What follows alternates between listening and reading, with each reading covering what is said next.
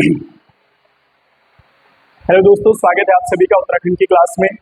आज जो है उत्तराखंड के बारे में बात करेंगे हम। मतलब उत्तराखंड में जो छगलेश वंश मिलता है, छगलेश वंश की जानकारी, और उसके बाद युदु वंश के बारे में और नाग वंश के बारे में। इससे पहले हम कई वंशों के बारे में, शक, कुषाण, यौधेय राजवंश, गोत्रीय राजवंश, मित्र राजवंश के बारे में पढ़ चुके हैं, आप जाकर देख सकते हैं।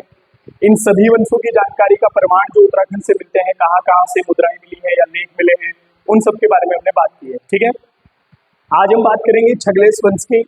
पेपर में प्रश्न इससे पहले भी बना है, छगलेश वंश की प्रशस्ति कहाँ से प्राप्त होती है, तो आप याद रखेंगे लाखामंडल से। ठीक है ना, यानी कि छगलेश वंश लाखामंडल के खंडित शिलालेखों से पता चलता है इस वंश के बारे में। ठीक है, छगलेश वंश की जानकारी लाखामंडल से प्राप्त खंडित शिलालेखों में जो है मिलती है।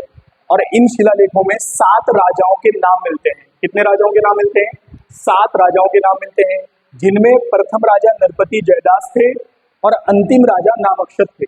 ठीक है ना, ये आप याद रखेंगे। वैसे प्रश्न केवल ये बना है कि छगलेश वंश की जो प्रशस्ति प्राप्त हुई है वो कहाँ से प्राप्त हुई है, तो आप याद रखेंगे लाखामंडल से प्राप्त हुई है। आगे बढ़ते हैं, बात करते हैं युदु वंश के बारे में।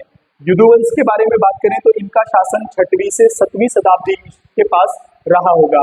उस समय जो है इस 6वीं 7वीं सदी में शासन कर रहे होंगे। और इस वंश का संस्थापक सेन वर्मन था। कौन था? सेन वर्मन जो है वो इस वंश का संस्थापक था। अब इनकी जानकारी हमें कहाँ से मिलती है, तो सबसे महत्वपूर्ण स्रोत है जानकारी लाखामंडल से प्राप्त राजकुमारी ईश्वरा के लेख से मिलती है। ये आप यहाँ से याद रखेंगे, राजकुमारी ईश्वरा का लेख कहाँ से मिला है? लाखामंडल से मिला है। ये अलग से कोई प्रश्न आता है। ठीक है ना, तो युदु वंश की जानकारी भी इस लेख से हमें मिलती है। नेक्स्ट आगे बात करेंगे नागवंश की।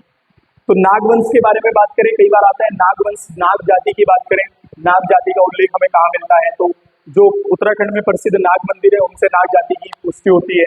और नागवंश की बात करें तो इनका सबसे बड़ा प्रमाण जो है वो है गोपेश्वर त्रिशूल लेख। यहाँ से आप याद रखेंगे, नागवंश की जानकारी जो है वो गोपेश्वर त्रिशूल लेख से मिलती है।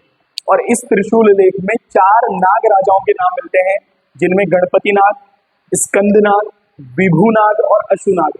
ठीक है ना, गोपेश्वर त्रिशूल लेख से नागवंश के राजाओं की जानकारी मिलती है, जिनमें 4 नाग राजाओं का नाम अंकित है। ठीक है ना, अब अगर हम बात करें गोपेश्वर त्रिशूल लेख, ये जो है दक्षिण ब्राह्मी लिपि में जो है लिखा गया है। यानी कि इस जो है लेख में जो है गोपेश्वर त्रिशूल लेख में दक्षिण ब्राह्मी लिपि का प्रयोग किया गया है। ठीक है ना, उसके बाद अब देखो ध्यान से, अब इम्पोर्टेंट है थानेश्वर का हर्षवर्धन वंश। हर्षवर्धन के बारे में आपने सुना होगा। जब हर्षवर्धन की मृत्यु होती है 647 में, 647 ईस्वी में, उसी समय जो है हमारे उत्तराखंड में बिखराव होता है वंशों का। और हमारा उत्तराखंड 3 क्षेत्रों में, ब्रह्मपुर जो है, गोविशाण और जो है इन अलग अलग राज्यों में बट गया था। और उसी से जो है फिर कार्तिकेयपुर राजवंश की उत्पत्ति होती है, ये हम पढ़ेंगे। और कार्तिकेयपुर राजवंश पहला ऐतिहासिक राजवंश है उत्तराखंड का। तो अगली वीडियो में थानेश्वर के वर्धन वंश के बारे में हम बात करेंगे। धन्यवाद।